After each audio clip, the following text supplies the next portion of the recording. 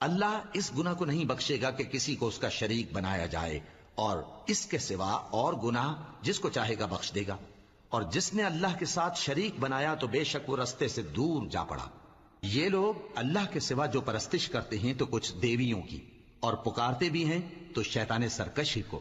جس پر اللہ نے لعنت کی ہے، اور وہ اللہ سے کہنے لگا میں تیرے بندوں سے غیر اللہ کی نیاز دلوا کر مال کا ایک مقرر حصہ لے لیا کروں گا، اور ان کو گمراہ کرتا اور انہیں امیدیں دلاتا رہوں گا، اور یہ سکھاتا رہوں گا کہ جانوروں کے کان چیرتے رہیں، اور انہیں سمجھاتا رہوں گا، تو وہ اللہ کی بنائی ہوئی صورتوں کو بگاڑتے رہیں گے۔